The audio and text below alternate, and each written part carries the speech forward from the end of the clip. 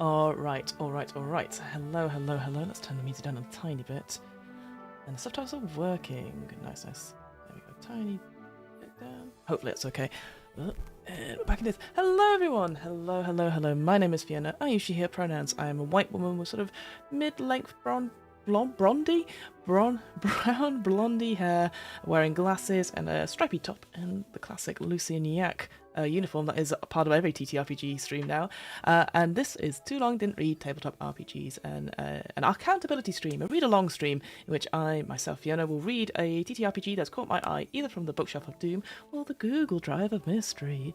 Hope you're all doing well, friends. Happy Tuesday if you're watching this day of, or happy whatever day you're looking at. Any day that ends in a Y, right? Hope you're doing well. Busy morning. I was up at 7 a.m. doing a meeting, and then I was just doing some editing, and then I was like, oh gosh, it's time to do a stream. So I was like, quick. So just getting things ready for that. How about you folks? How's everyone doing? Any exciting plans? You know what I was watching the other day, finally got onto it, was Traitors Season 3 in the UK. No spoilers at all, but it's one of my favourite things in the world is to watch that and to see, like, you know, how people do, you know, how people just figure things out. I love it. I really enjoy it. I'm very pleased with how this year is going so far. There's only been 3 episodes so far, but they're doing this thing, which I really like, is that they drop an episode each day. Like, they do 3 episodes, one after another, then nothing, and then another 3 episodes. I'm like, oh, smart. It comes back for more, and it's you don't get it. It's not on iPlayer or whatever your means of watching it till after it's aired. Very smart, so you don't get spoilers. Anyway, today, friends, we are going to go straight into it. We are looking at a game called Hopes and Dreams of the Orbital Bound.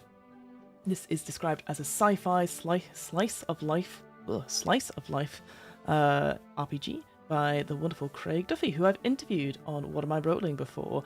One thing I will say quickly at the top of this is that I think itch is still down. I tried it earlier, looks like it's been taken offline, or there's been something going on there, so unfortunately that link doesn't necessarily work, but don't worry, we've got the Kickstarter campaign, we can look at it there, but I'm going to keep that link the same.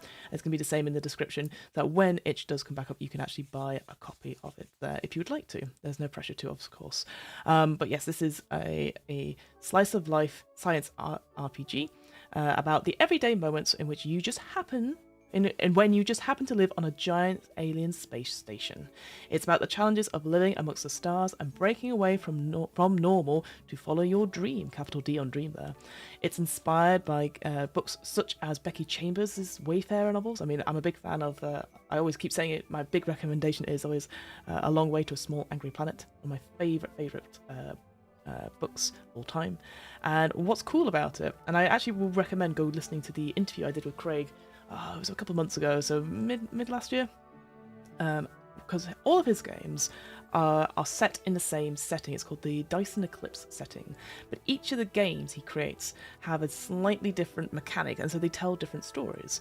So Signal to Noise is the one I always recommend people for that epistolary or letter writing game, depending on how you say it. Epistolary, who knows. So yeah, that was always, I always find that really interesting. So there's that set in the Dyson Eclipse, and then obviously this game, Hopes and Dreams, also set in it, and he's got a few more coming up as well. I really love it. I love the idea of having an overarching setting.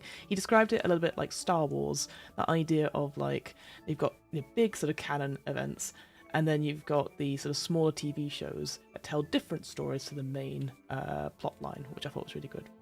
So, with all that, we're going to just go straight into it. Let's do some disclaimers and stuff at the top. So first of all, number 1, not a game designer. Never have been, possibly will be in the future, who knows. I read a lot of games, I run a lot of games, I run a lot of different kinds of games. And why I do this stream is a mixture of being able to sort of improvise, sort of speaking out loud, sight read, it's always very important, it turns out.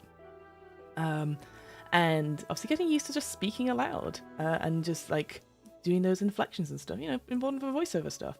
So there's that. But also, I find it interesting to read other games. I don't have time to play them all.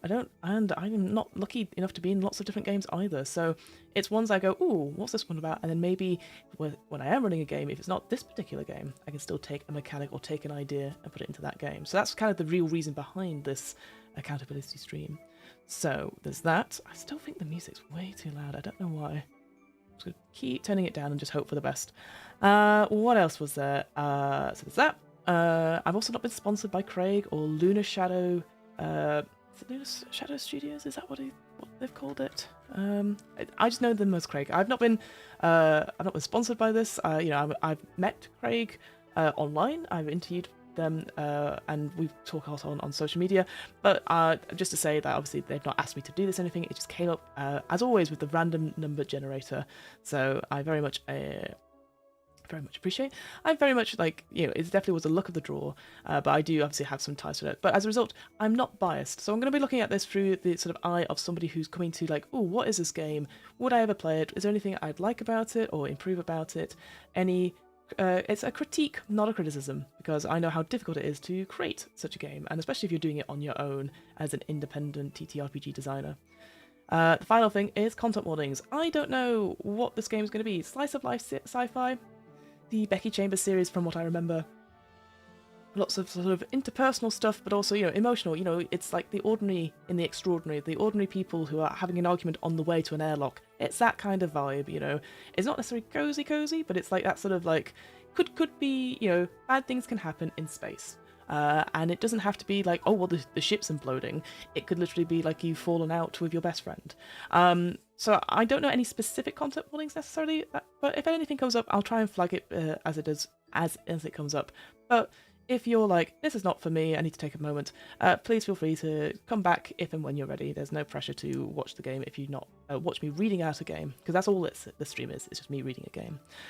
Right, with all that out of the way, let's just go over to, like I said, the itch link I don't think is working currently. It probably will work after this, typically once the stream ends.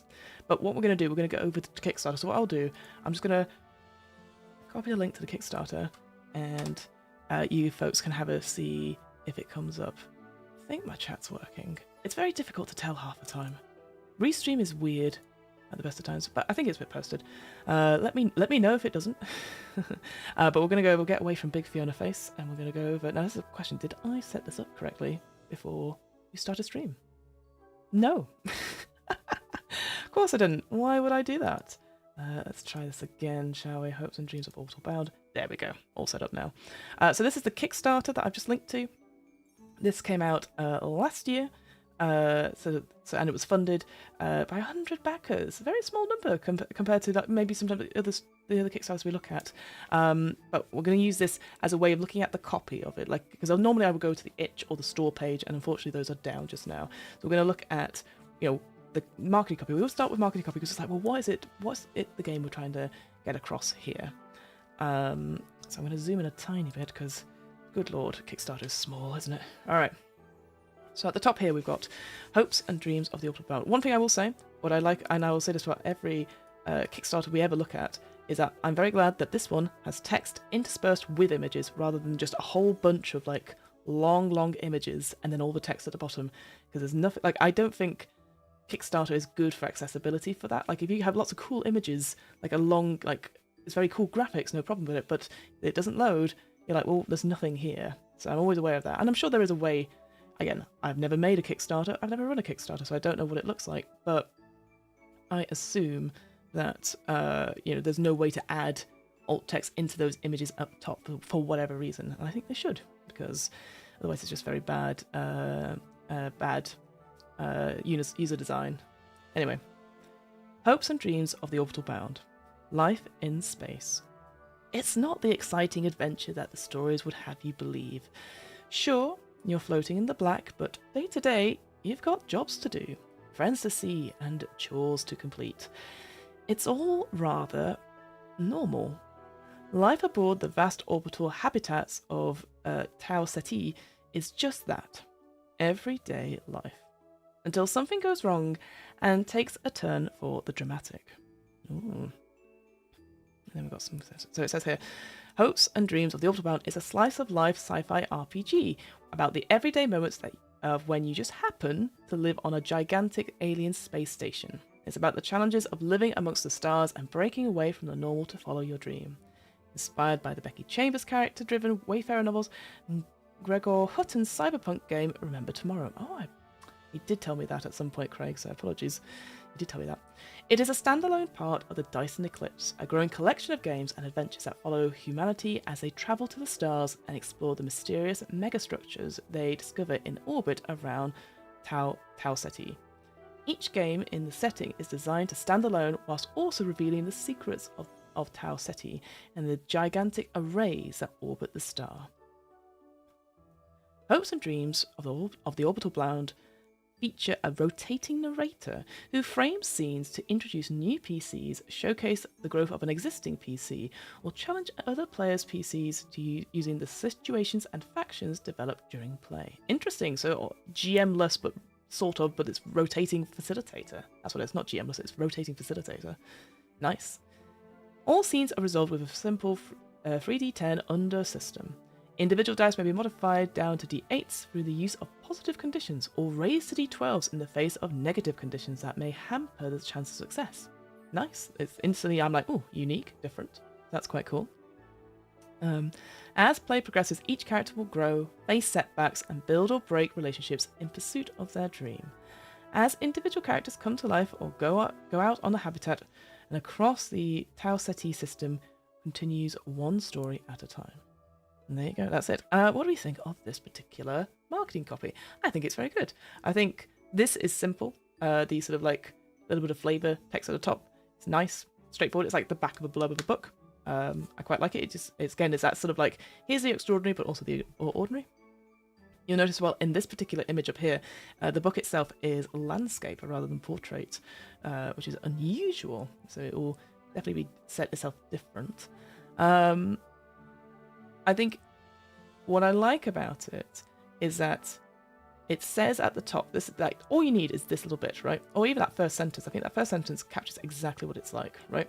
And then you have an additional second sentence to follow on, like expanding on it, and then say what it's inspired by. I think we had it recently where a couple of games were like inspired by X and Y and Z, and you're like, well, what's this game? If it's inspired by these things, that's fine, but I might not know what Becky Chambers' Wayfarer novels or Remember Tomorrow is.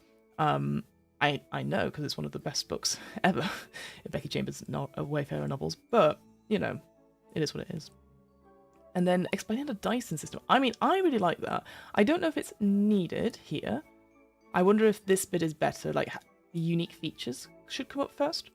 But I think it's that here's a unique thing about this game. It's part of a collection of games. Here's a unique thing about this game again. It's a rotating narrator game. We've also got what the dice pool system is. Like it's nice summary of like its 3d10 roll under system. Done. And then an expansion of what that is. It's got to roll under, so you got to go down for d8s for positive stuff, raise to d12s in the face of negative stuff. Interesting. I like it. So there you go. Again, like I said, if I was able to look at the itch, maybe we would see like a little bit more in terms of like maybe community copies or like what you can get downloaded, how much it would cost as well. Usually we try and do that. I seem to recall it was roughly $15. I seem to recall off the top of my head. Again, don't quote me on that. But so what's that, like 12 something pounds perhaps? So there. All right, that's the sort of copy of it. Let's go into the actual. Now, why is it not showing that? It's because it wasn't up. There we go. So here is the what am I doing? Here is the PDF page. So like I said, this is going to be more of a critique than a criticism. I always try and do that wherever possible. Because again, you're the game designer, but you're also, your marketing person, your copy person, your illustrator person, all that sort of thing, which is very difficult when you're first starting out. You've got to do all these jobs. So, it's easy for me to be like, this image isn't great, but I actually think it's fine. It does the job. It's that sort of thing where you're like, this is the first version of this game. It kind of describes what it is. You can see these great big sort of floating habitat off to the left there. In space, you've got various planets. It's in space, you can see, and we've got a ship moving forward. Naturally, there is no alt text, which is always a shame, but these things are what they are. And at the top here, we got Hopes and Dreams of the Orbital Bound, Slice of Life Sci-Fi by Craig Duffy. So, first things first. Great, we've got the title, obviously. Got who's done it. The actual author, great. I would say, I think it needs the RPG here. Because up here, I don't know if it's a book or if it's a TTRPG, is it maybe it's a video game? I don't know. Like, it's that sort of thing where like you need to say what it is. I'd actually say as well, because I think it's Lunar Shadow Designs is the publishing company that this author goes under. I want to do that off the top of my head. I think Lunar Shadow is the main thing. I would, if it had a logo, I'd put it here perhaps. Again, just in case you decide to branch out and other people publish underneath you, underneath that sort of copy. All right, let's go straight in. And yeah, and I always wonder about the landscape orientation rather than the portrait orientation of books. I like it. I again, is it justified? Is it justified to have it like this? Is it because we have maps? Is it because it looks better in layout? Like, why this orientation compared to the traditional PDF portrait? Excuse me. Layout. Oh, well, there you go. Layout inspired by the classic Explorer template by Clayton Nostein. Interesting. And then we've got head and side. So even in the credits here, we have like why they've inspired this. And look, there you go. Lunar Shadow Designs and Dyson Eclipse. I think these two logos, I think I'll just put them on here somewhere, maybe over here. I think always just put your brand on it, for example. All right, and so yeah, we've got this little bit of, again, very simple sort of, it feels very sci-fi, these sort of little borders, the sidebar assets by Lone Archivist there. Very good. And we've got some character art as well, and Blair Smith has done the habitation art and the cover, nice, and some editing. Great. Again, little descriptions of stuff. All right, table of contents page. I should say that this particular PDF is 48 pages, so I think a good length for like a intro to a game. If it's got all the game in here, then that's great. I'm very interested to see. Presumably there's no like scenarios that come with this book or plot hooks per se. Maybe we have to do it ourselves, but that's fine. That's okay. Looking at this particular table of contents, what we've got 1, 2, 3, 4, 5, 6, 7, 8, 9. So we've got 18 chapters, so to speak. And all of them look fairly short.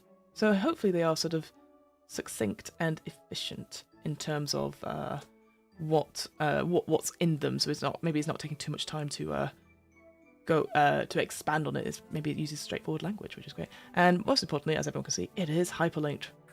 We love that. Love that for accessibility. And yep, the header. Ooh, she says trying it. Yep, the header is also screen readable as well. So kudos there. I do like the font. I'm just no. Does it say what the font is? Is the only thing here. In the credits, because if it's, I always think, people always ask, oh, where did you get that font? And you're like, oh, I can't remember. So always just have everything down in your credits for that. Ooh, look at that. That's the habitation. So that's by Blair Smith, the habitation art. Nice. All right, I'm going to zoom in a tiny bit, and I'll move this over a little bit as well. I'll just check one thing. I don't know. Yes, let me try. Ooh. Just checking everything. Yeah, that is fine. Just making sure things are happening. Okay, so the Dyson Eclipse. Humanity left Earth for Tau Ceti generations ago, seeking answers about their place in the universe. When they arrived, they found an impossible star system swarming with thousands of orbital megastructures that they called arrays.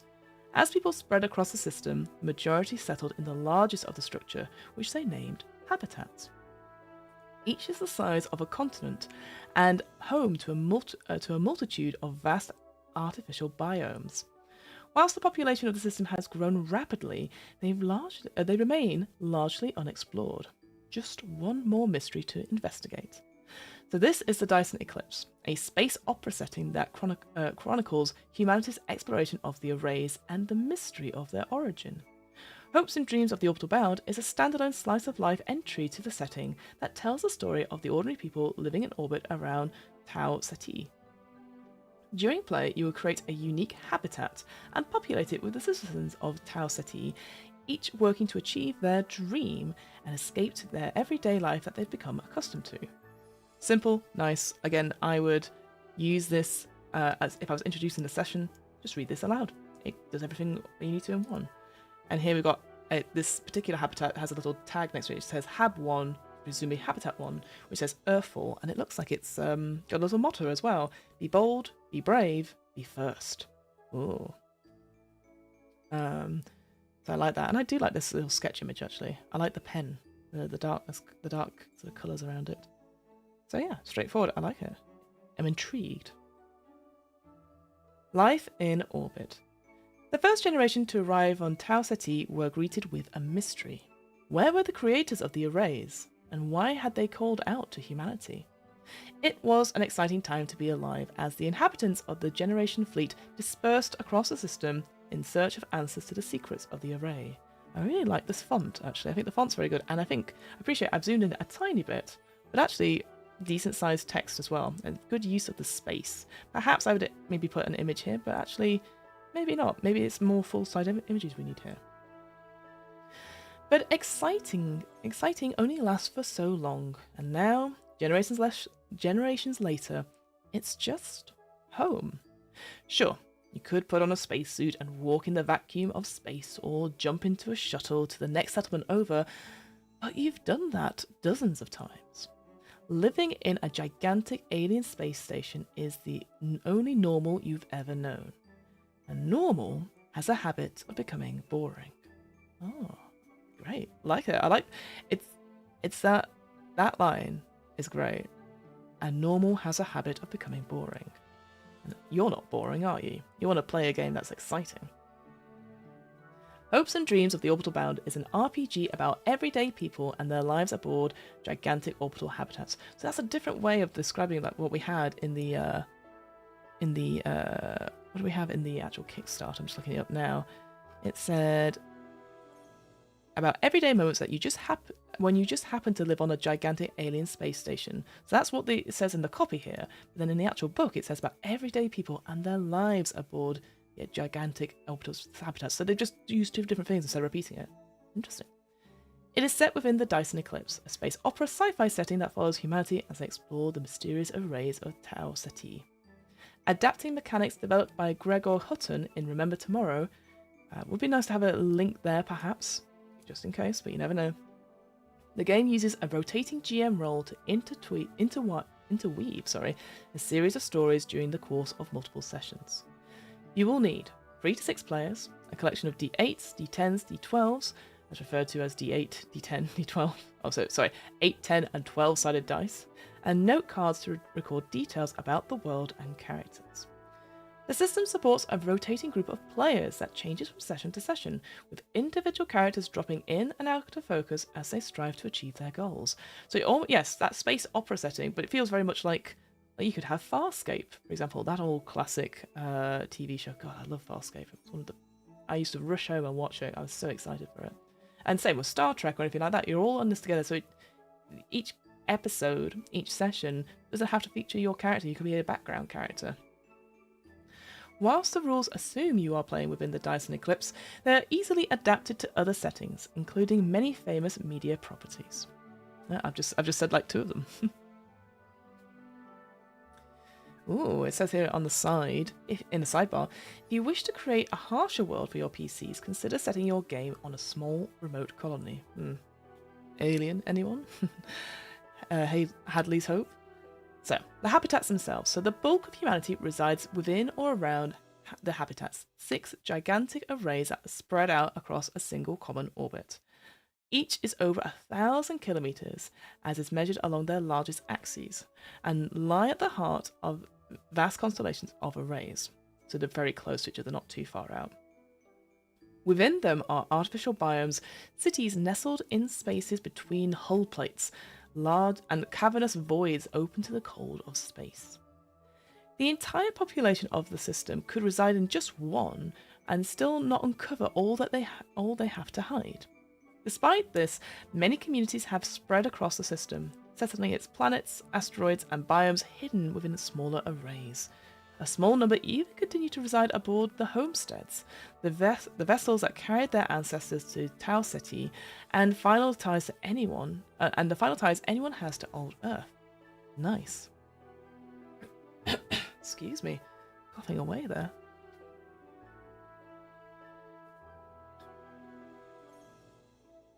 And then we've got some examples here. Oh, excuse me. So the first habitat, we got Hab 1, Earth 4. So home to Bespal, the oldest human city in Tau Ceti. Habitat 1 is 3,357 kilometers long cylinder built around a central sun tube. Its single interior biome stretches the entire length of the superstructure. As the self-proclaimed first city, Bespal is a bustling metropolis with a thriving independent culture. It is home to extensive old Earth archives salvaged from the generation fleets after their arrival. Okay, so sort of like, yeah, big capital city energy there. Big First Nation energy, I guess. And then Hab 2, we have Ariti, no, oh no, I had this earlier. Arite Sol, oh, what's that? Something moved on my desktop, that was weird.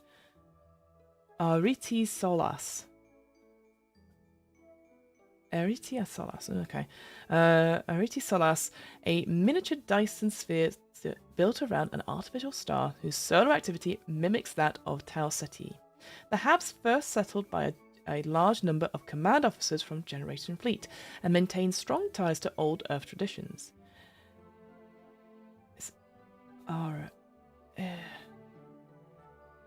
Yeah, sorry, my brain's frozen there. Ariti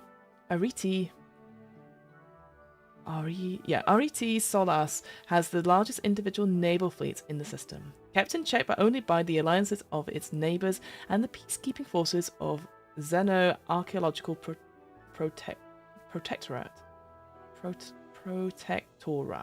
Ugh. Welcome to Fiona tries sci-fi names, or just normal words. Then Hab 3 is your home, which you will create and name during your first session. Oh, that's pretty cool. That you're actually in the canon, as it were. As the Dyson Eclipse setting develops, this will become your unique location and place that you will return to in future games and develop as the secrets of the setting are revealed. Okay. Hab 4 is Abahin. At only 1,100 kilometers in diameter, Abahin is the smallest of the inhabitants. Of the habitats, not inhabitants. It is constructed from a series of interlocking rings filled with a series of distinct biomes. A popular conspiracy theory claims that the habitat was an early prototype designed to test and develop the environment technology that would be deployed at scale in the others. Okay, and then Habitat 7. Habitat 5, it's like zinc, so Zliu. Early explorations of Hab 5 revealed that the environments of the internal biomes were almost perfect matches of those of old Earth. Even the vegetation and microfauna were almost perfectly aligned with terrestrial biology. Following decades of work, it is now home to the largest collection of terrestrial life in the system. Aiming to avoid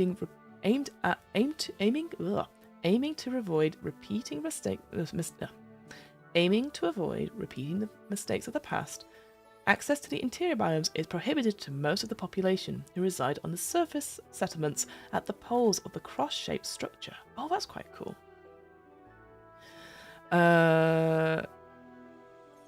Only the Keepers, a group of radical conservational.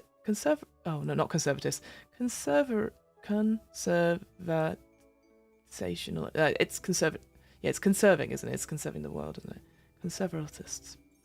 Well, and even I can't say it right, so the subtitles won't help me. Are permitted entry to the biomes. And finally, Hab 6, we have the Holes of Ruin. The sixth and final habitat was destroyed long before humanity arrived in Tau Ceti. The prevailing theory is that it was a victim of an overwhelming attack by an unknown assailant.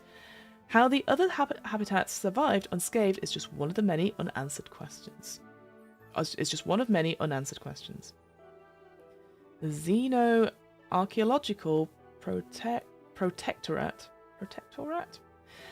maintains its headquarters in orbit around the debris fields of Hab 6, studying it and protecting its secrets. The Halls of Ruin are a focal point for conspiracy theories and wild speculation fueled by regular armed XAP expeditions that venture deep into the heart of the remaining superstructure. And then it says here, the Protectorate, and their secrets will be a focus of future games in the setting. Oh, that's quite exciting. The XAP have a system-wide mandate to study and protect the habs and arrays at any cost. Their research teams are regular visitors to major settlements before descending into uncharted segments of the habs. Alright. The Habitation Charter. And it says here on the left, each habitat is governed by its own founding charter. What principles do the citizens of Habitat 3 live by? So, the generation fleets that brought humanity to Tau Ceti were closed systems that had to balance the needs of the crew against the capabilities of the environmental systems. During the long journey, these constraints shaped the onboard cultures that eventually settled Tau Ceti, and while far from a utopia, the governments of systems are largely progressive and humanitarian. This is reflected in the Habitat Charter, a simple document designed by the first settlers that defines the shared rights and responsibilities of habitats and their systems. At the centre of the Charter, there are three key commitments afforded to all citizens of Tau Ceti residing within habitat settlements. So, the right to breathable atmosphere, the right to accommodation, and the right to subsistence. These universal rights are afforded to all, irregardless of an individual's personal affiliation,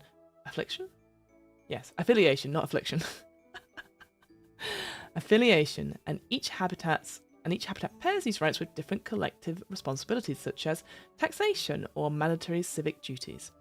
Many of the larger settlements and stations outside of the habitats are voluntary signatories of the Charter, and it is a matter of pride for a settlement to be successful enough that it can declare itself ready to support the wider community. You will develop the culture of your Habitat 3 during the course of play, but during the initial creation of the hab, consider what it might look like. Is it community-driven with a distant government? Are public services such as maintenance workers or law enforcement a constant presence working away on behalf of a central authority? Or do the residents rely on automated systems and drones to maintain their environment? The answers to these questions will influence how you describe the authority and community factions which represent the wider society of the habitat during play. Oh, and here's an example, presumably, of a character sheet here.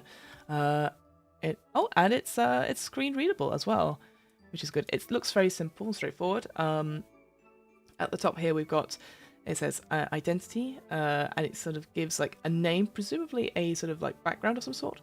We have what looks like on the side we've got hope, fear, and drive, and then we've got hope, fear, and drive with numbers in it. And dream is written, and here for this individual we have to be a famous holovid presenter. And then the problem they have is crippling debt from my obsession with technology. Oh, I feel that. And then underneath we have relationships, conditions, and notes as well. So incredibly straightforward. And then on the left here, a really lovely, again, another line drawing of an individual like looking at something in their glove, presumably like a hollow sort of map of what looks like, I think there's a planet rather than a habitat, but they're sort of analysing it. Quite nice. Again, no alt text there, but it's fine. But at least this bit, this particular, yeah, it's screen readable. It might be not the easiest thing to read, but it is screen readable, the character sheet. Or the character sheet example, sorry. So, playing the game. Hopes and Dreams of the Orbital Bound is a narrative RPG that explores the everyday lives of people in the far future. You will need a group of 3 to 6 players for each session, but the system supports play by a large group where the players drop in and out of each session, so more of a West Marches kind of style of play. The game uses a rotating GM role, with every player taking turn to frame scenes and direct the narrative. Players are encouraged to actively ask questions and add details to the scene. So I think that's a big expectation you have to set there. Not only are you going to be in charge of a part of the story at some point, but you're going to be actively asking questions. So you have to be paying attention. None of this like looking down at your phone and going, oh, I rolled 20, I hit, you know. The Dice and Eclipse system is filled with a diverse population separated in the game into player characters and non-player characters. It would be nice to have, like, I don't know, what would we call them? Like, you've got the rotating GM, so that's the narrator, right? I think you'd call them something like no, you can't call them Dice and Eclipsians. That's not how it works. And I think Settlers is too loaded a term, perhaps, but locals. I don't know. I just always think you should give them a cool name to indicate what your characters are. The only thing that separates an NPC from a PC is the level of detail they are described in, and during play, many NPCs will develop into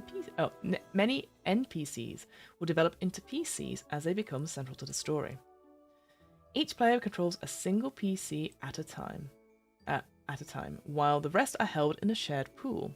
The player may choose to swap their current PC from one of the pool at the start of any scene. So it sounds like then we create all these sort of shared PCs, and you can choose who you would like to play this time. It's a little bit like your Zaber's Bread and Breakfast. You have a list of sort of dramatis person? No, what's it? It's the cast list at the top. You know, it's DP, right? Dramatis personify? Persona? That's probably what it is, but I've completely mucked it up in terms of wording. The game is played through a series of scenes that cut back and forth between the PCs that are currently in play. Most scenes will be independent, with the connections between characters emerging slowly as they interact with the settlement and its inhabitants. At the start of each scene, the current GM will select a scene type, frame the action, and then direct it towards a point of resolution. The majority of scenes will focus on a single PC held either by the GM or another player, and present them with a challenge to overcome in the form of a faction or situation. As a scene moves towards a conclusion, the GM or the dice will determine how it plays out, before passing the role of the GM onto the next player. Individual sections may span a single rotation of the GM role, or extend to cover the full story arc of a character. That's cool that you can have different ways of doing that then. Like, everyone has one go, and that's the end of the session. Or like, no, we're going to finish it till this particular story is ended. I quite like that. With its focus on interwoven story arcs, Hopes and Dreams of the Orbital Bound is best suited to ongoing campaigns that sees the pool of PCs grow and shrink as individual stories are introduced and resolved.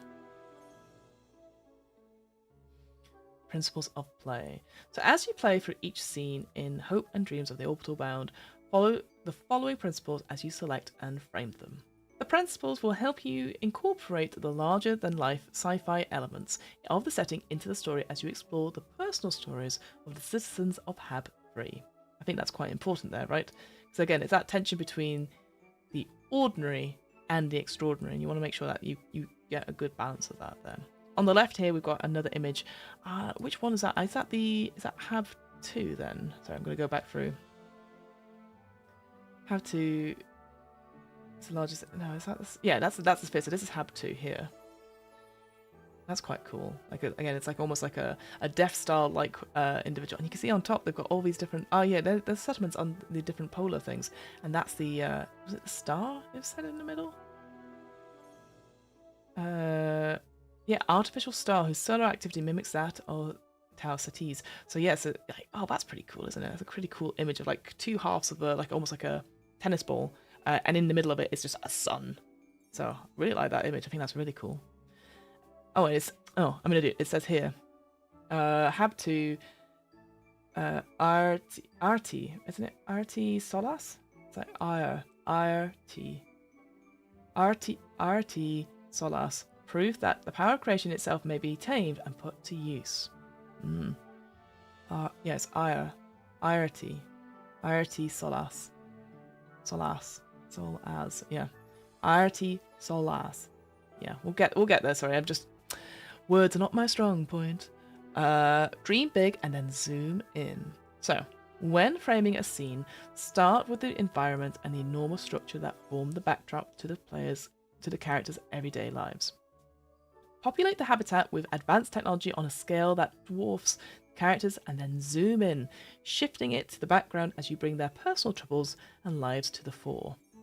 For example, If a character is hiking in a wilderness biome, the GM may start to frame the scene by describing the sun tube stretching out above them, or how they can just make out the familiar curvature of the station as the horizon curves upwards.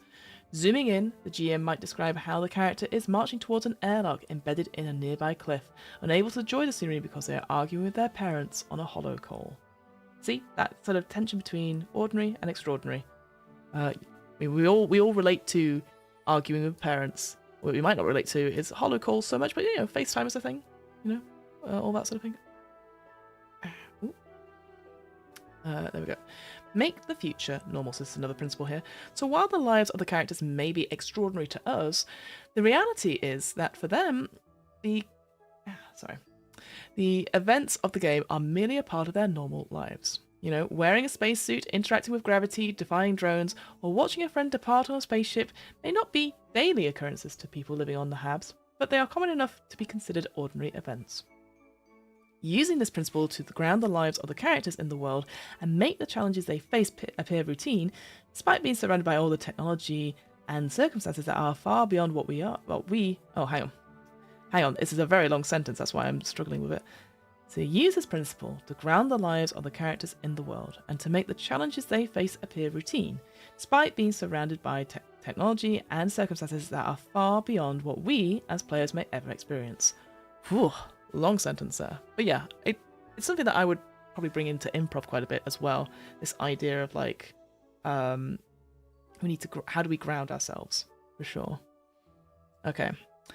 Then we have make the challenges personal. So factions/situations exist to complicate the lives of the characters. Sometimes this will be an obvious and direct interference, such as authority exerting its influence by having the local police harass a PC. Again, your mileage may vary on that. At other times, the challenge may be indirect and instead acting against the PC, a faction situation that may put pressure on established PCs who drive a scene as they share their woes and vent their frustrations to the central character. Okay. Situations are most likely to indirectly drive a scene. So, for example, a situation called O2 shortage may describe as environment systems are struggling and citizens are forced to wear rebreathers. If you want to use this directly, you could frame the scene as oxygen levels suddenly dropping with the goal of inflicting a breathless minus condition on the target PC as they scramble to reach a shelter. Alternatively, you might choose to focus on the wider impact of an ongoing crisis. So instead of characters being literally unable to breathe, the scene could be framed as tensions boiling over as officials just try to justify rationing, or a boss putting pressure on a botanist to sign off on a new strain of oxygen-producing algae before they are ready.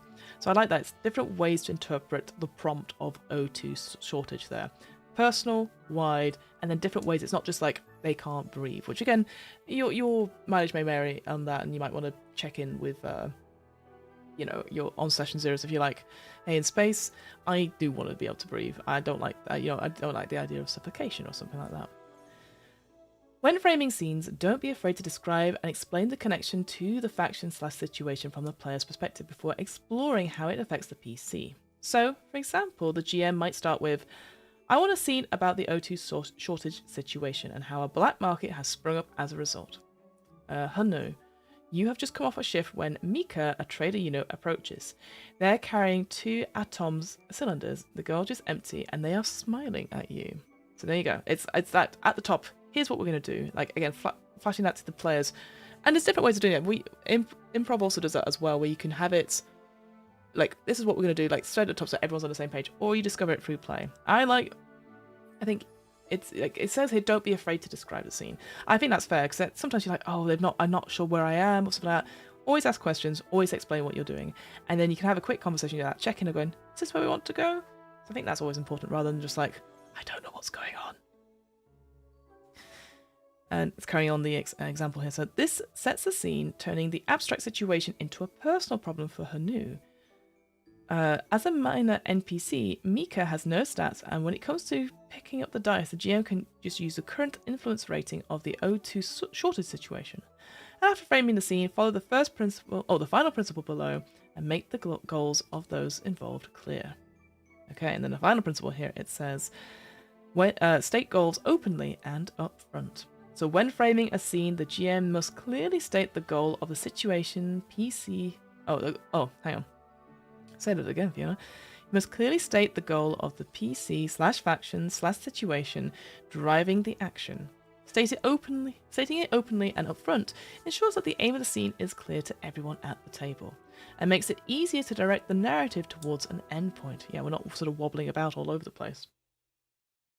If a PC controlled by another player is being targeted, they must also declare their goal for the scene. And if their goal is not immediately obvious, allow the scene to play out a little and work out what the PC could gain from the scene, and then use the conflict between the two goals to drive forward a resolution.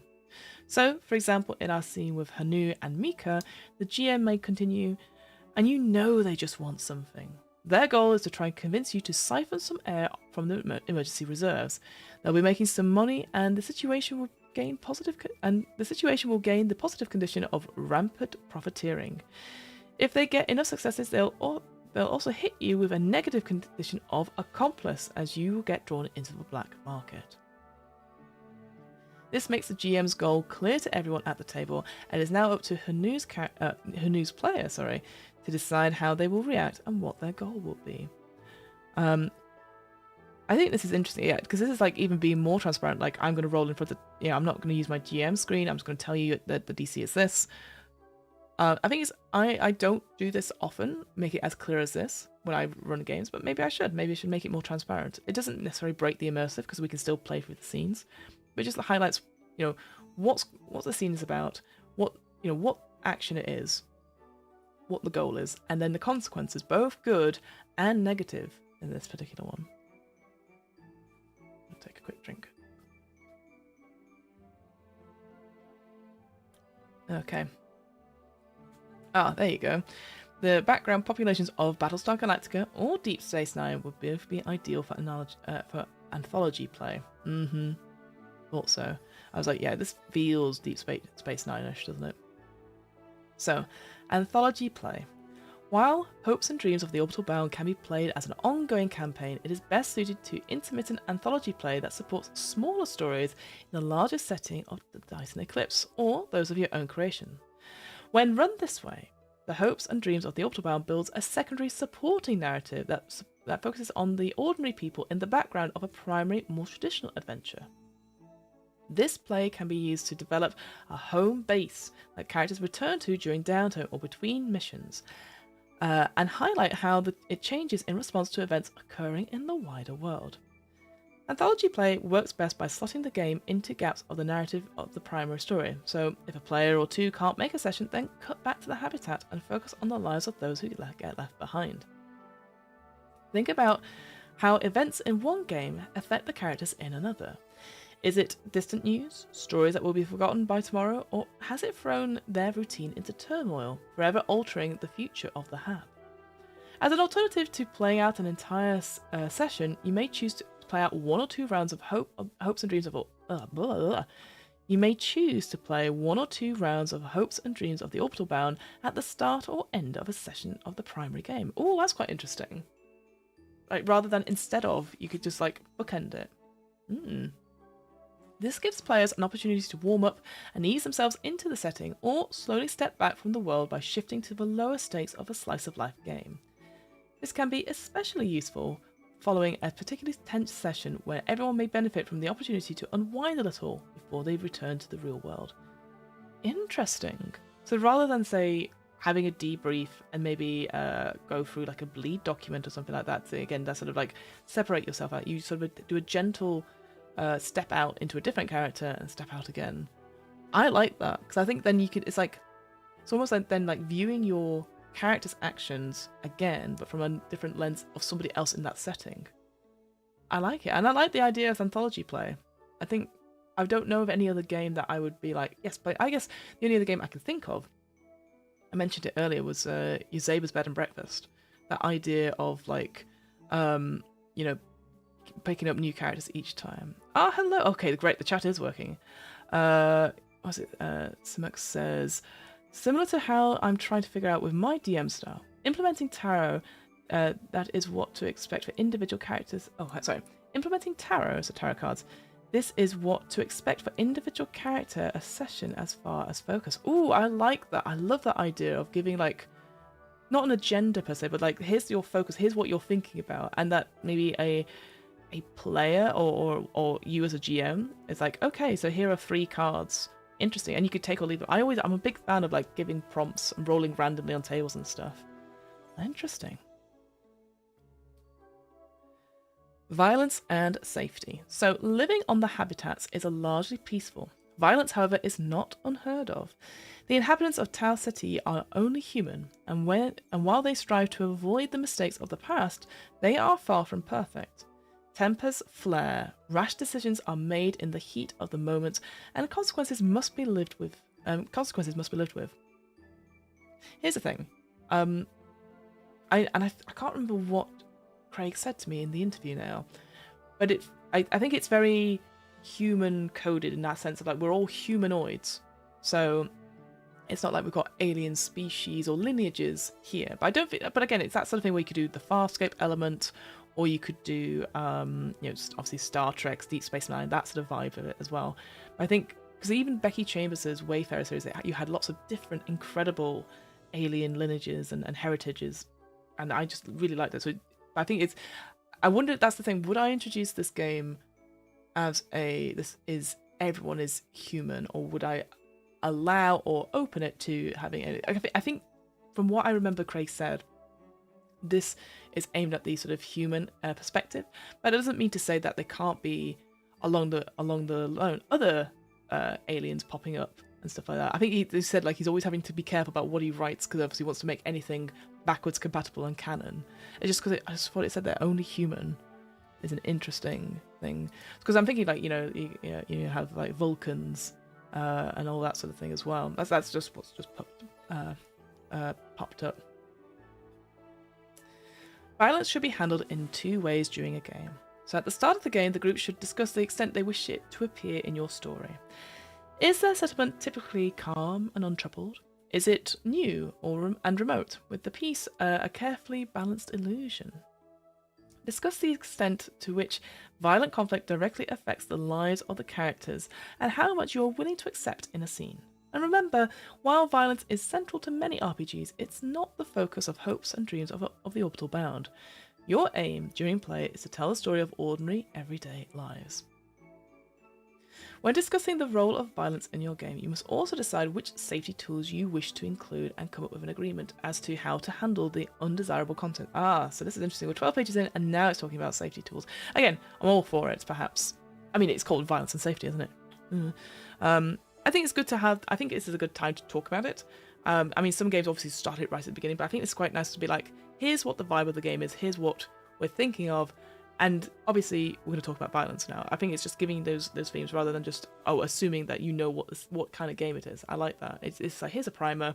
Let's now talk about safety stuff. So for example, you may decide to use Lines and Veils as part of the first session, and then switch to X card during play. It is a responsibility of everyone to respect the boundaries identified by the other players. If a scene is building towards a violent confrontation and everyone is okay with it, then make it the focal point and let the dice determine the outcome. But be aware that violence always has unintended consequences, and these are represented by changes to the community and authority stats. If the actions involved do not result in any long-term harm to anyone, then escalate the community by 1 at the end of a scene as word spreads about the altercation. If the scene included actions that lead to lasting psychological or physical injuries, then escalate authority or community by 2 as the citizens and security forces respond to the event. Oh, I appreciate you can't see that little bit there. Sorry. There we go. Put it there so people can see. Should a scene lead to significant or death of an individual, whether or not intended, then escalate either to authority or community 7. Oh my god. Or increase it by 1 if it's already at 7 or above, and escalate the other by 2. Any increases in addition to the changes introduced by a winner of the scene. Oh wait, hang on. Any increases are in addition to the changes introduced by the winner of the scene, and reflect the impact that violence has on the people and society of the HAP. And I like that that's just contained it all in one page as well. It's not going to go on and on about it, which I always think is the issue. Sometimes I've talked about this so many times. Sometimes safety tools are very important, and I use them as much as I can and introduce them where I can. But also, if you go on and on about it, people go, oh, I just want to play the game, and it's the admin. It's admin. Nobody likes doing admin. But if you put it onto one page, here's what you need to do. Keep it simple, right? Again, the only thing I'd say here is maybe have a link to the TTRPG safety toolkit that's online. But it's given an example. It's just like, here's what to do about violence specifically in this game, because this is not a game about violence. So I like how it's already said, like, here's the safety stuff, but let's talk about the thing that's going to be on people's mind the most, and here's some ways of doing it. So we've got these three different we've got 3 different ways of doing it. So if it's no long-term harm, and then lasting harm or injury, and then significant or even death. There's 3 different options there. And then we've got another example of a character sheet there with another really great line drawing. Oh, so happy. It looks like to be like an engineer or maybe even a doctor of some sort. They've got like some sort of like it's the tool that you look into people's ears in, right? Like and they're wearing like goggles, and they're sort of jumping a little bit, or like sort of like as if they discovered something. And this is Hanu. Tugboat repair engineer. That's what this character is. Incredible. Okay, so session 1. So hopes and dreams of the Orbital Bound. I like how it does repeat itself. It doesn't shorten it to hopes and dreams. I kind of wish it did for reading purposes, but you know what? I go for it. I think the only thing I'd also say is maybe I should have said this earlier. I think like creating certain game terms is in bold. So habitat, it should be in bold because that's a game term. Factions and situations in bold, perhaps, or make it like this is a game term. Maybe we'll have that later. I don't know. So this is best played as an ongoing episodic game that focuses on smaller moments of a person's life. While a session may be as short as a single scene for each player, the first session should be longer, at least 2 to 4 hours, to allow for the initial setup and for each character to get at least one scene with their character. So during the session, you will create your habitat, starting with the superstructure before zooming into your home settlement. Describe the starting locations, NPCs, factions, and situations, and then introduce the starting characters, giving them a dream and a problem before connecting to each other and the NPCs of the settlement. Once you have done this, you'll play through the opening scenes and start building many stories that will come to define Habitat 3. And in session 2 and onwards, we have, during the first session, you created your habitat and introduced the initial NPCs and factions and situations. Depending on how long that session lasted, it is possible that one or more of these also exited the story. From the second session onwards, players focus on the cycle of scenes. At the start of every session after the first, work through the following checklist before choosing a player to take on the role of the GM for the first scene. So, if the number of PCs in the pool is lower than the current number of players, every player should create and introduce a new PC to replenish the pool. Oh, that's quite fun. If for whatever reason we've only got 4 PCs, but we have 6 people, everyone's going to create one, so we have an extra 6 to the pool. Oh, I like that. That's cool. If the total number of factions/situations in play is less than 3, introduce new ones until at least there are 5 in play. And then increase the influence rating of a single faction or situation by 1 and decrease the rating of a second by 1 to represent how life aboard the Hab has shifted. It's shifted between sessions. These adjustments may not push their influence values below 2 or above 8. And then it says here, if you're playing shorter sessions, you may wish to complete the checklist in advance. Yeah, so keeping that time for the actual game, towards play rather than the admin. I get that. Alright, creating Hab 3. So Habitation 3 is at the centre of hopes and dreams of the Orbital Bound. As the Dyson Eclipse develops, future games will introduce canon events and locations, but Habitat 3 will stand out as a unique location defined by your group. And here on the left it says, think big. What is unique about your version of the habitat? So during future games, the habitat will act as a home base for characters, a place to return during downtime whilst they rest or take out time from their action. Or from the action even. Following major events, a game may also suggest that you introduce a new faction/situation into your game, allowing you to explore the reaction of ordinary citizens citizens, as the mysteries of the arrays are revealed and fought over. So at the start of your first session, after discussing the safety tools you wish to use, answer the following questions to start the process of defining Habitat 3, its inhabitants, and the settlement that will be the focal point of the game. Oh, don't sneeze. Ooh. As you do, remember that the Habs are continental in size, constructed using technology beyond humanity's understanding, and that the majority of each remains unexplored. Your game will take place in only one small part that has been settled and transformed by humanity. As you answer each question, ask follow-up questions to the rest of the group and add extra detail that explore the culture, customs, and wider locations that make up the habitat and its inhabitants. So, 3 questions we've got here are: what does the superstructure of the habitat look like? How would it appear to the crew of a ship during a docking approach? Oh, that's very cool. Almost like that very initial Star Trek film where we've seen the Enterprise and then looking into it. That'd be quite cool. What is the name that what name did your ancestors give the habitat, and what does it mean to you? And then zoom into your home settlement. Is it built on the outer surface within the voids of the superstructure, or within one of the artificial biomes? Name it and describe it. Work together as a group to answer the questions and develop your home, and ask your own questions to add further details. And once you're happy with the result, write down the key details on a note card and place it in a central location to act as a touchstone for your game. I think what I'd say for this, I would give this a timer.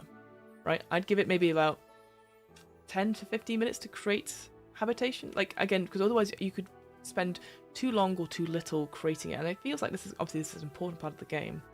And I want to make sure everyone gets to contribute to it in some way. I'd even have some, again, thinking about in future, maybe some random tables to give me some prompts of like, it's in the shape of a rhomboid or something like that, you know.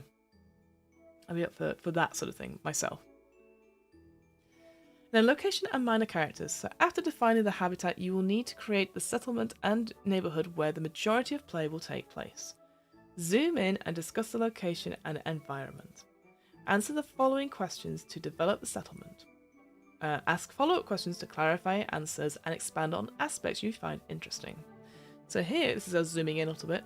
So how big is the settlement? Is it a sprawling metropolis or a compact outpost?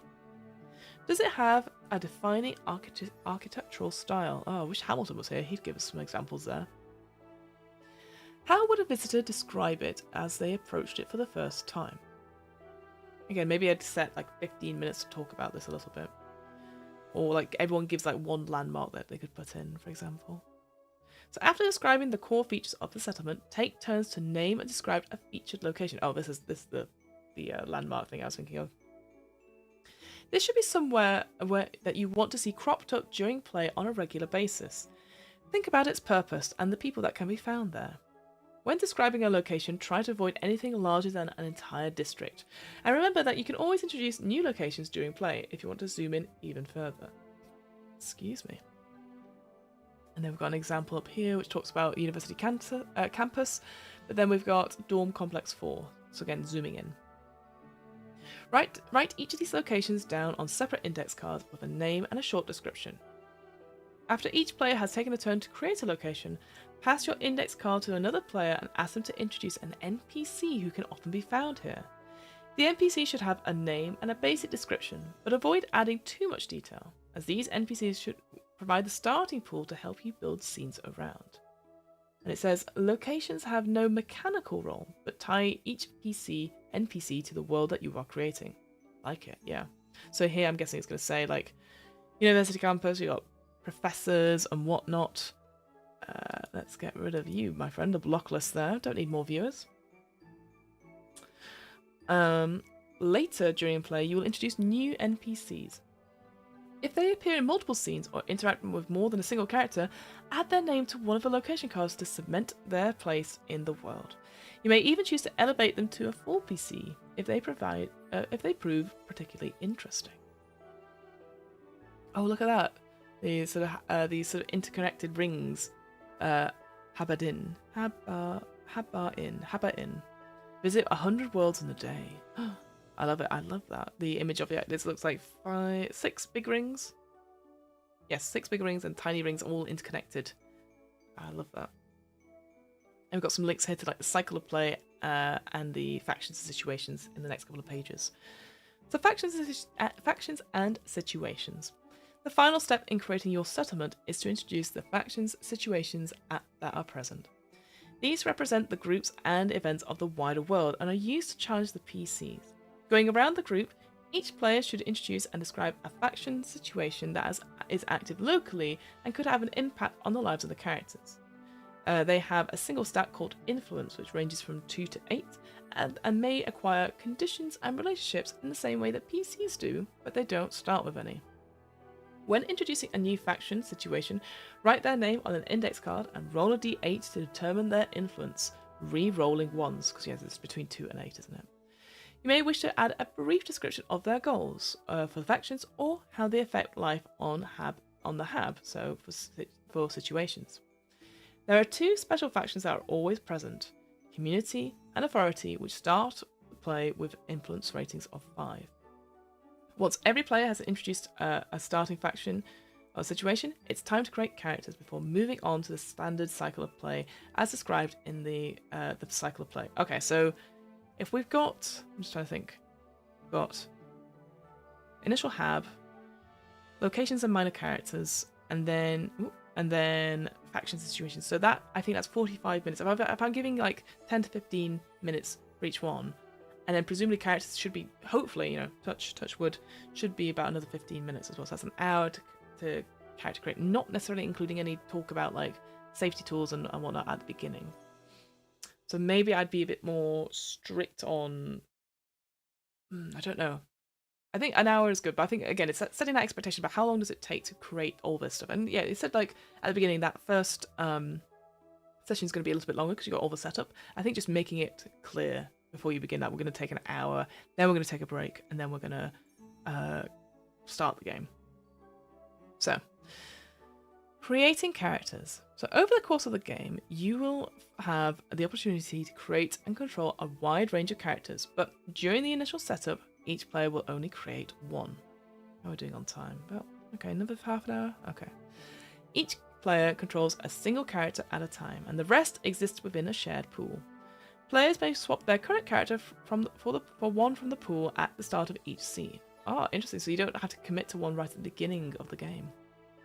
It is important to note that a character in the pool may be picked up by any other player who may decide to interpret their dream differently.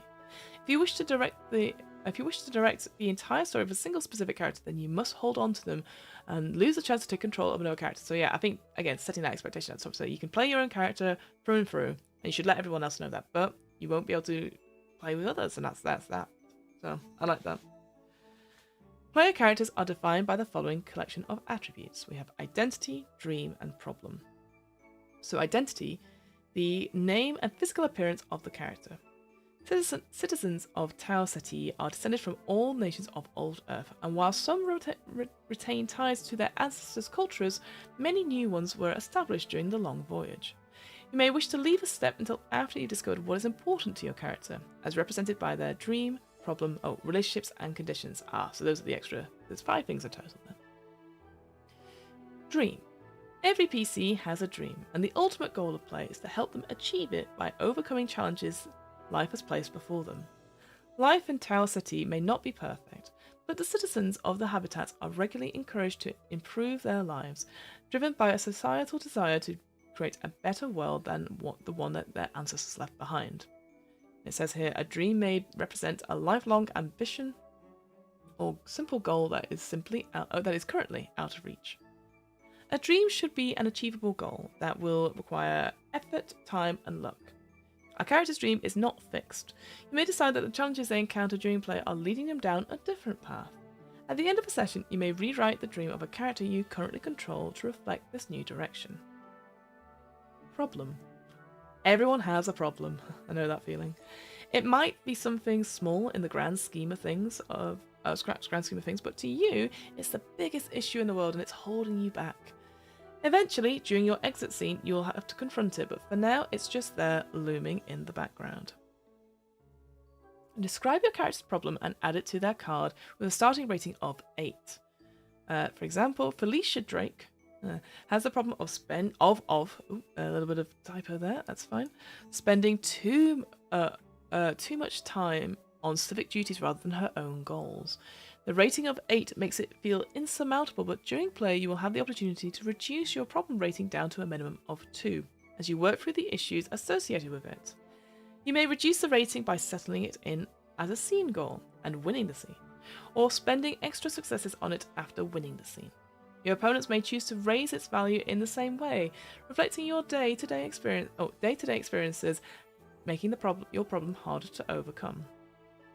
Each PC will have the opportunity to finally confront their problem during the exit scene as they build up the confidence to take on the issue that has been holding them back and finally depart to pursue their dream.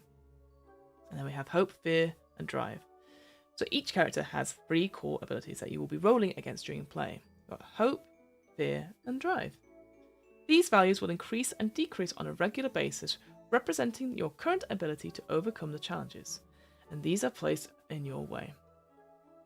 Hope is your ability to find the best in a situation, regardless of how dire it may seem.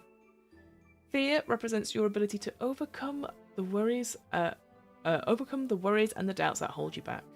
And Drive is your desire to succeed and to push through difficult situations. These attributes may range from 2 to 8, with the higher scores being better. As you work towards your goals, you'll have a chance to tick them off, while failing to overcome a challenge may result in them becoming unticked. Tick off all 3 at once and you will have the opportunity to overcome your problem and exit the story in pursuit of your dream. Oh, okay. Great. That's what it means here. So I'm looking at this character sheet here. So we've got Fear ticked here, but Hope and Drive are not on this particular character sheet. Okay. Ooh. When creating a PC, all we have to do is distribute 13 points across 3 attributes, with the minimum value being 2 and the maximum value being 6. So you only have 1 6, a 5, and a 2 as your max. As a like, if you won't be super good at. You'll be super good at one thing, bad at one. You'll be super good at 2 things, one really good thing, and then rubbish at the other. So, relationships. Our relationships define us, from lifelong connections to fleeting interactions. During play, you will acquire a series of positive, as a plus, and negative relationships that represent individuals that you currently rely on and those and those that may wish to hold you back or see you fail. Now, here's something. It's actually saying positive, so a plus, and the negative, which is minus. Sometimes we've had it before in certain games where it doesn't tell you, like it'll just give you an icon, and here it's actually read it out. So good job here, because then at least, like, if for whatever reason the icon doesn't have alt text or anything like that, like I know positive and negative, obvious, right? Those symbols, but they could be something different. So I appreciate Craig, you writing it out. I think that's good. A neutral relationship indicates that while that person is important in your life, they are not currently in a position to directly affect your choices. During the play, the relationship you have with an individual will fluctuate back and forth between these 3 states, as the events of your lives pull you apart or bring you together. You may spend one of your own positive relationships during a scene to improve your chances of success. I think that's like downgrade the dice, right? Or while spending a negative relationship that your opponent has will reduce their chances of achieving their goal. You may have a max of 4 relationships at any one time, and may remove a relationship from your character card if it is neutral at the end of a scene. When creating a character, you start off with a single positive relationship. Write down the name of an NPC or PC and describe your connection. If you choose a PC that is currently held by another player, make sure that they're on board with that relationship. You may wish to jot down a couple of words to describe the nature of the relationship, but don't avoid going into too much detail. Okay, simple enough. Conditions. Conditions work alongside relationships to describe your character. Every PC starts off with 1 positive and 1 negative condition. These 2 conditions should represent the core aspects of your personality, background, or situation, and remain on your character sheet even when in a neutral state to remind you what's important to your character. Conditions may be spent in the same way as relationships to alter the odds of success during a scene. During play, you'll acquire and lose conditions as you succeed or fail at achieving your scene goals. You may have up to 6 conditions. With the exception of your 2 starter conditions, a condition is removed when from a character card when it is spent. Right, so you always have those first 2 starting ones. Right. Those are the core of your personality.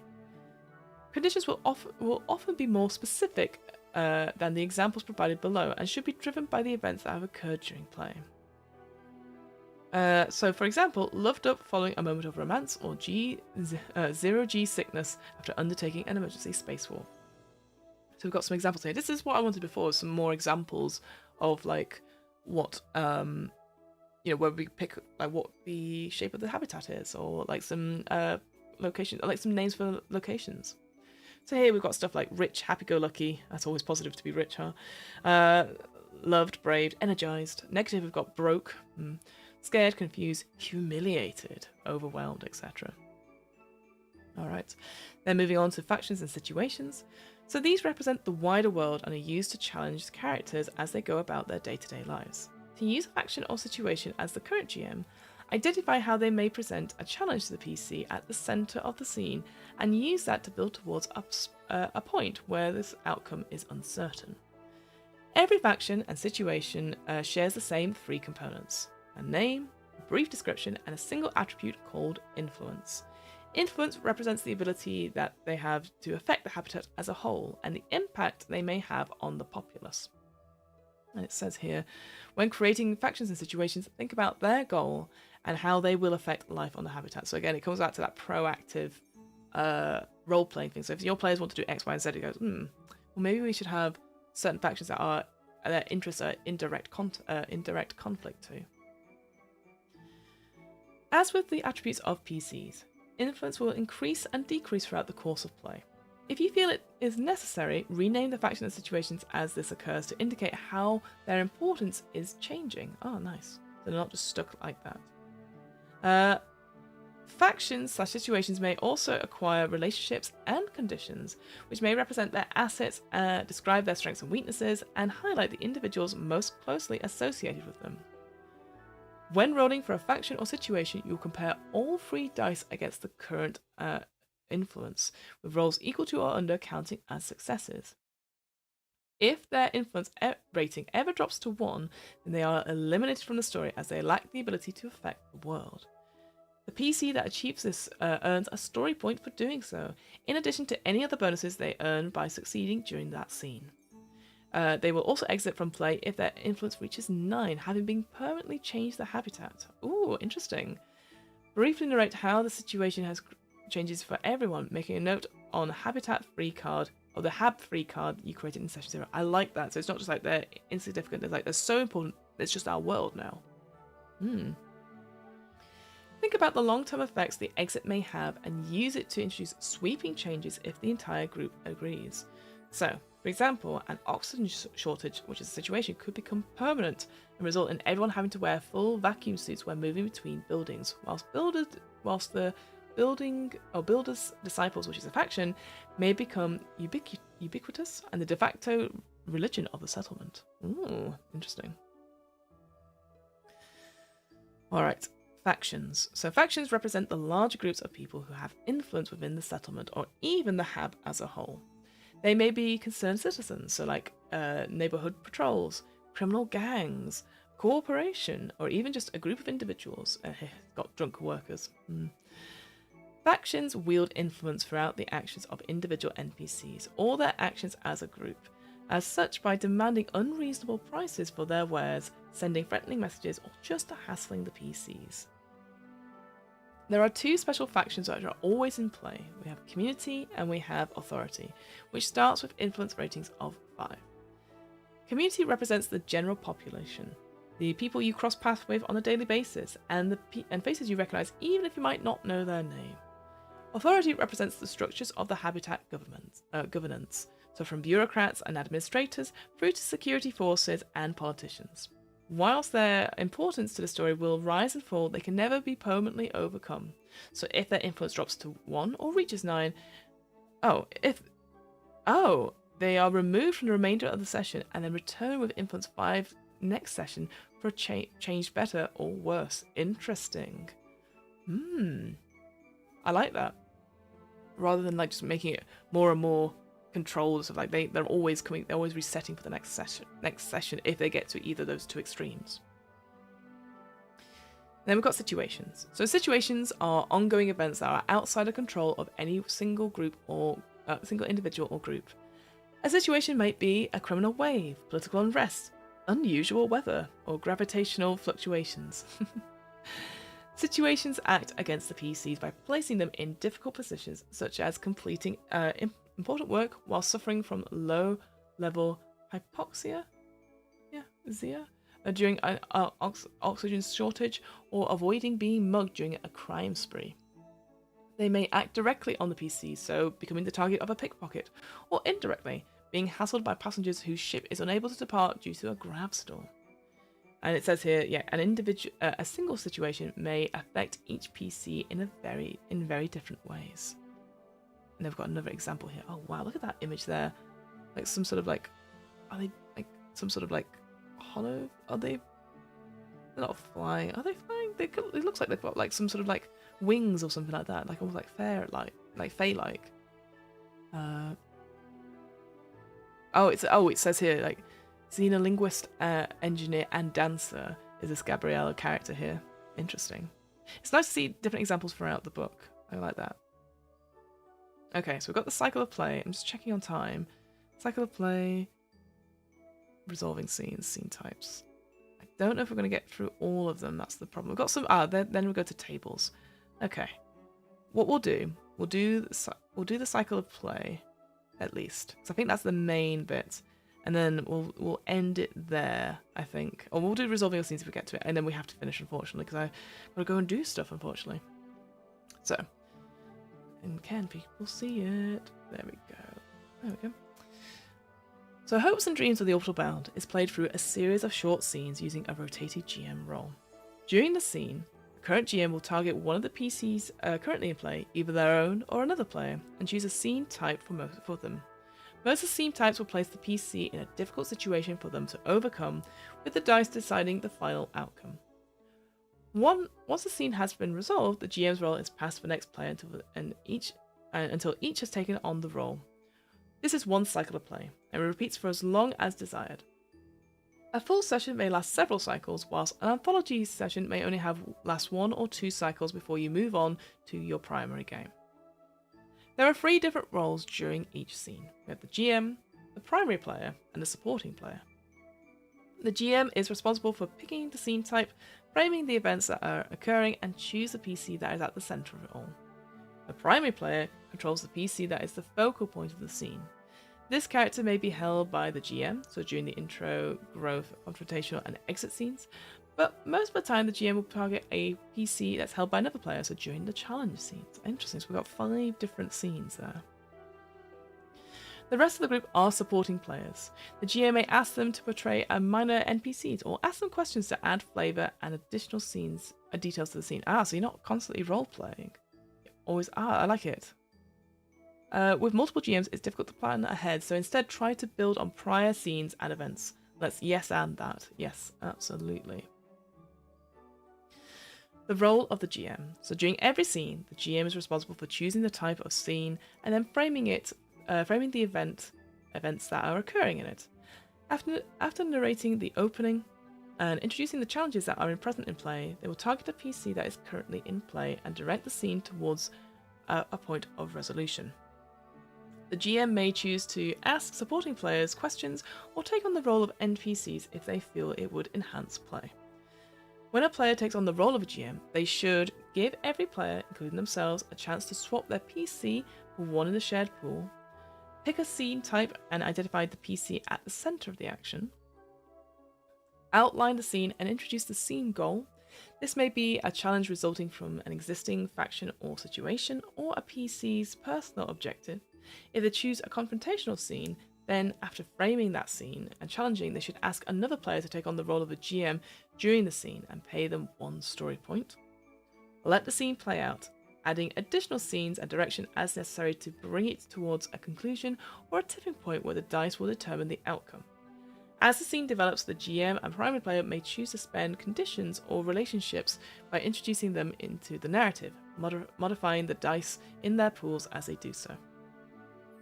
When the scene reaches a point in the narrative where the outcome is unclear, they should call for the dice to be rolled and determine the winner who narrates the conclusion to the scene, and then pass the GM roll on to the next player. Okay, so there's a little bit of stuff in there. I think maybe I would put this as a separate tabbed in thing, just to be like, hey, if it's a confrontation, we're going to change it so that saying that asking another player to take on the role of GM for that scene and give them the story point. Yeah, I think just make it different, because it sounds like it could be quite excuse me, it could be quite brainy.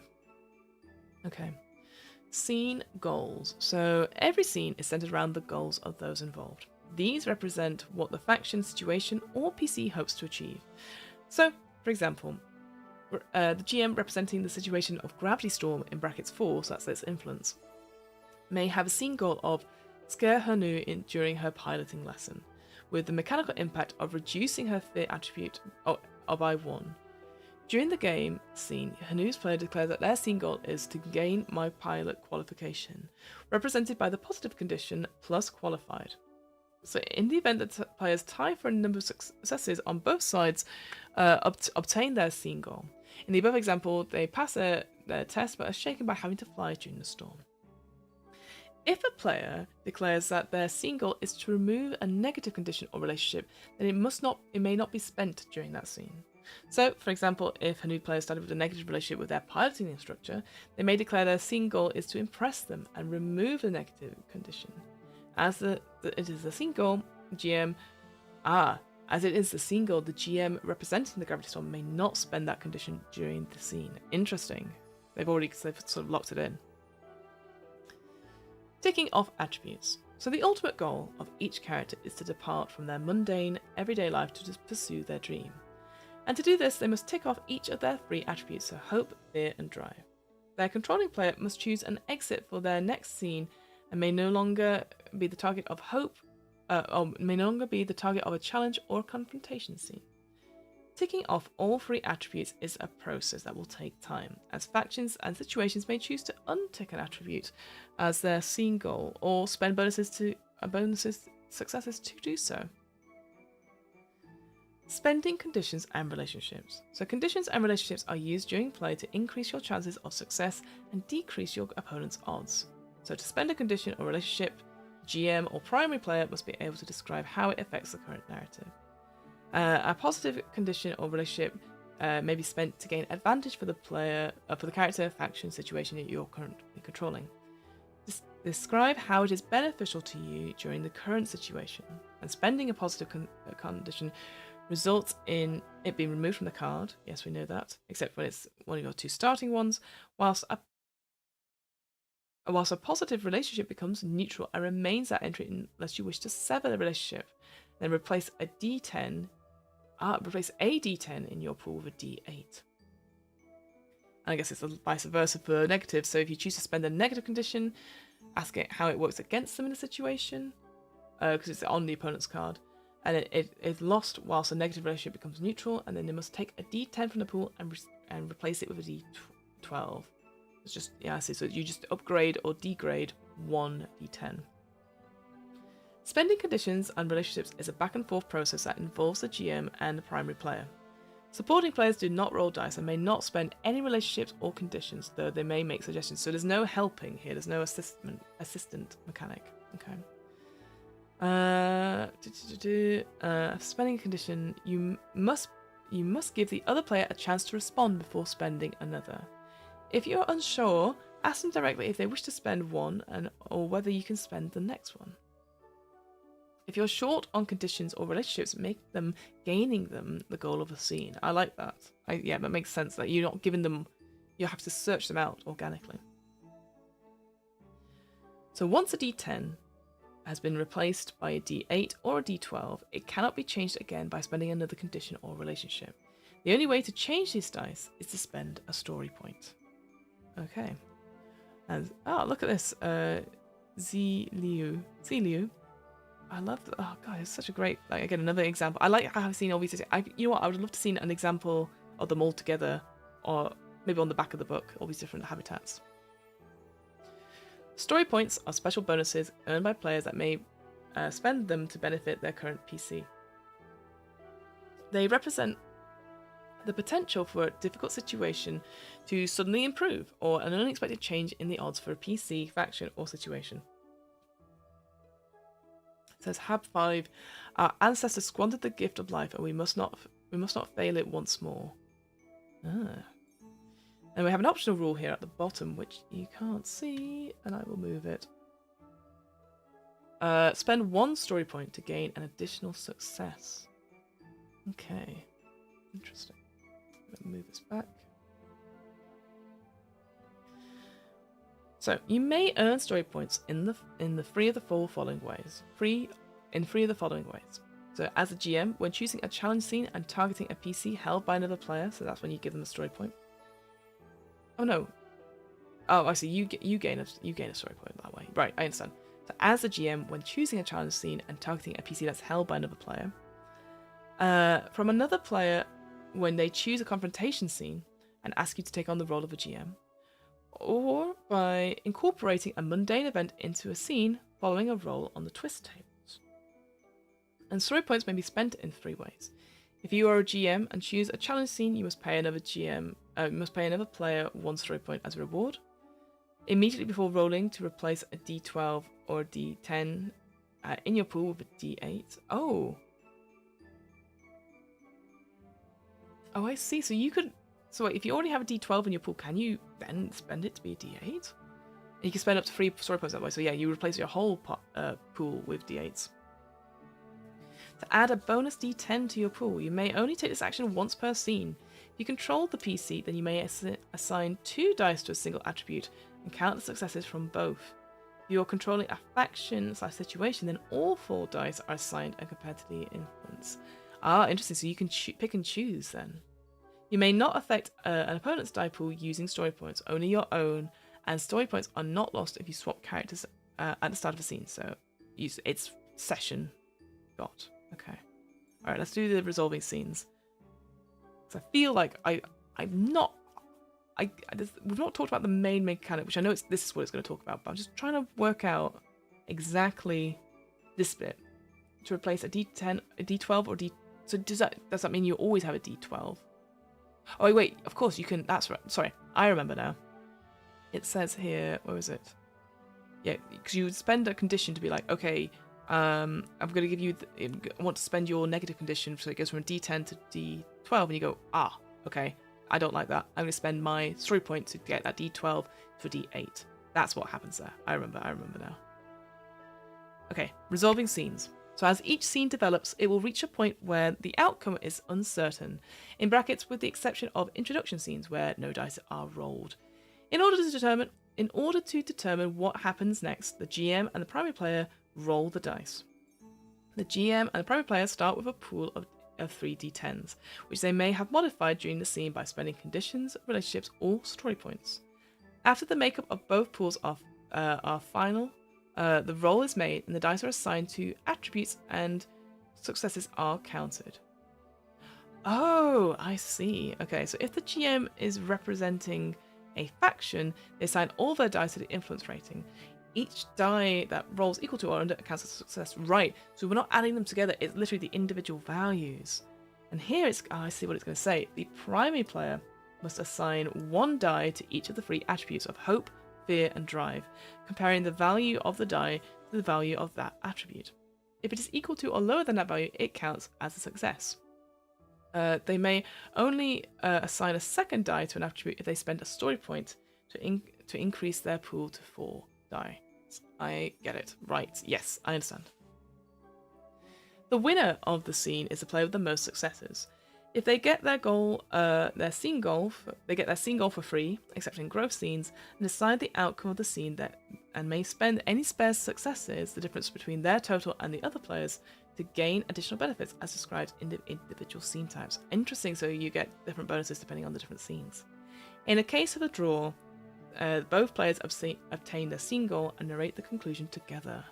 And if you're stuck on how to resolve a scene, ask the table for suggestions. All right. Okay.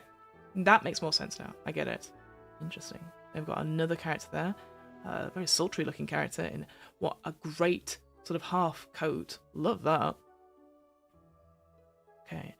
And we have scene types. Again, I'm not going to read this too much because I appreciate we're running out of time. We've got 1, 2, 3, so we've got 5. So we've got introduction, growth, challenge, confrontations, and exits. They're explained there. And then we've got twists as well, which we're not going to have time to look at. But interesting. And then we've got some tables as well, sort of mundane, dramatic, life-changing, and ending the game. And then that's it. All right. Yeah, sorry, I had to rush through that last bit there because I just wanted to see if there's anything else. What do we think about it? What do we think of Orbital? I was going to say Orbital Blues. That's not the game. Hopes and Dreams of the Orbital Bound. I'm very intrigued by it. I definitely think I need to play this through. I think from what I saw, there wasn't like a particular like let's do a play example of how a scene works. And to be fair, we didn't go through the different scene types, so there might have been. But like, is it more role play? Is it more like structured? I like it. I like the idea. It reminds me very much of like Mars Colony and 39 Dark, those two sort of story games about living on a colony and sorting out through the political stuff for it. And like having that structure. I think it's really interesting. The dice mechanic, now that I've got it in my head, I like. It's a little bit fiddly, I think, to get going, hence why I'm saying I'd like to play it a little bit. I like the idea of the conditions. It seems like a very easy game to set up and start, and absolutely for the world building. And I like the idea it can be used for anthology play, so you can play alongside your main campaign if people aren't around. So people still get to stretch their creative muscles. I think, yeah, you got to set up the expectations of, like, this is going to be creative, so you can't just sit back and let things happen to you necessarily. You got to be listening, maybe making notes as well. But yeah, I like it. I like the idea. I think the only thing that's missing, which again may appear in future books, is that because we've got these tables of again, briefly looked at them as we sort of switching at the end. You know, dramatic, life-changing, etc. Of like stuff that happens, these twists, right? But what if we had more for the world building at the beginning for the habitat? So what does it look like? Unique features, landmark names, that sort of thing. I'm always a big fan of like. Because otherwise you're just looking around the room going, oh, I don't know, name generators. I mean, again, you can always link to a name generator, but having actual name generators is like the best thing in the world, especially if you're like me and just call everyone Steve or Dave, which is also bad because it's always gendered names. Yeah, I really like it. So yeah, go check out. Let me put it in the chat. Hopefully, itch.rpg itch is going to be back up now. Actually, you know what? Let me try it. It is back up. Oh, amazing. Let me flick back to it. There we go. It's back up now. Hooray, hooray. So that's what it looks like on itch. Oh, $8. Oh, it's even cheaper than I thought it was. So yeah, it's down to $8. And you get a whole lot for it. You get, form fillable character sheet, faction situation fillable character sheet, plain document text. Amazing. So yeah, you get all sorts on that. There you go. And obviously, I would absolutely recommend checking out all of other Lunar Shadow Designs games. So I'm currently playing a game of The Words We Leave Behind. I keep saying the worlds leave behind in the game. I need to say the words we leave behind. And it's great. Absolutely recommend that. And Signal to Noise is a game I really want to play as well. This idea of like a message sending game where the messages get more and more disintegrated because of the distance. So yeah, really like those ideas. So yeah, go check out Craig's stuff. Craig's also got this great, I'm going to check on his website. Yeah, he's got a great blog about stuff about being transparent about like how it, what it's like to be, what it's like to be a TTRPG designer and going to conventions and stuff. Great. You say, Sinet says, fairly inoffensive, but not a lot of meat or flavour for my taste, in opinion. Also, fill in a lot of blanks. Fun to take a look at alongside with you. Oh, well, I'm glad you're here. I agree. I think it's a cool idea, right? I would love to see a setting, like examples of. I would like, some flavours or some of those random tables that I was suggesting, because what it's drawing from is stuff like the Wayfarer series, like the Remember Tomorrow stuff. I think you know what, maybe having a little book of the media touchstones of like other watch Deep Space Nine, Battlestar Galactica, etc. Those sort of things. Again, just to give us a little bit more. But I'm glad you enjoyed looking at it alongside it. I very much appreciate it. All right, but yeah, go check out if you're interested. Again, I think, would I play this game? I'm gonna go back to Big Fiona face. Ugh. Would I play this game? I think so. I'd love to try it out.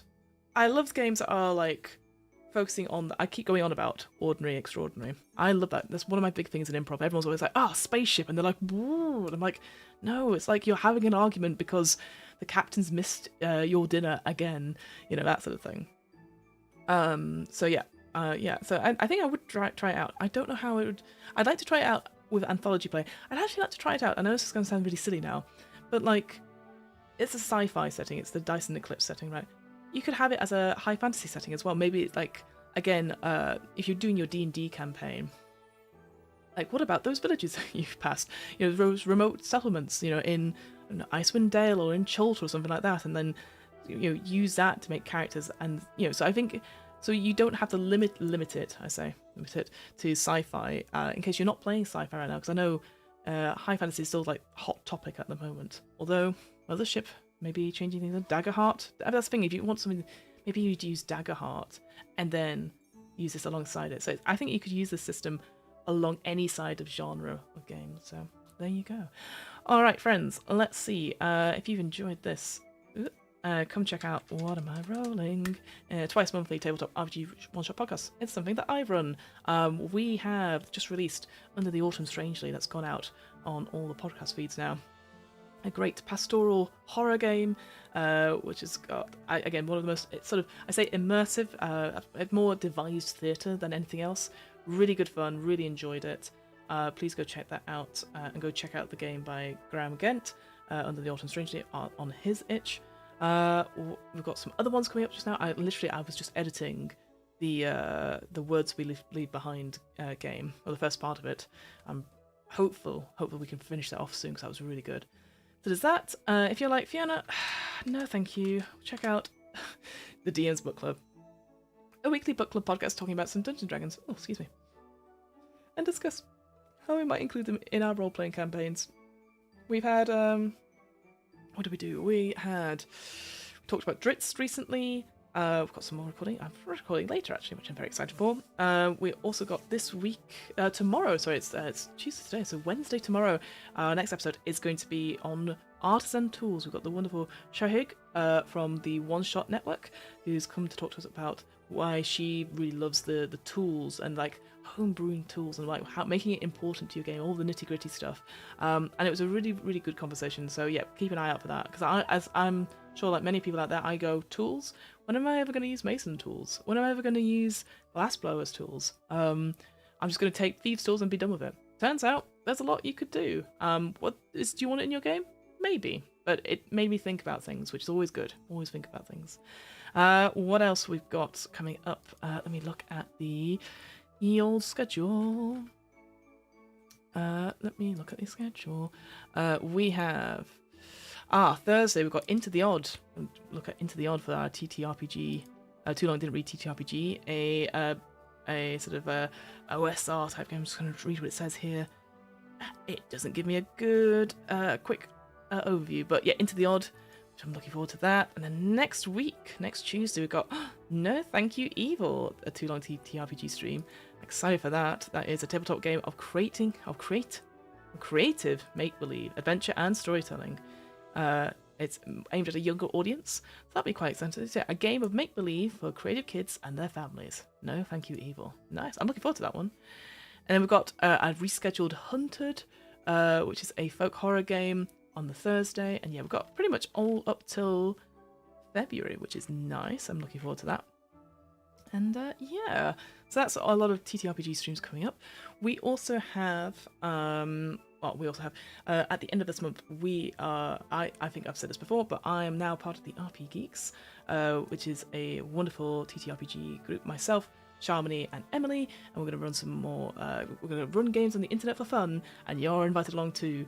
So we're going to be over on RP Geeks D&D over on Twitch and on YouTube from the end of January. We're taking January off to do a bit of a relaunch, so it's going to be on Wednesday the 29th we're going to be relaunching, so I'll make sure I'll put some posts about that there.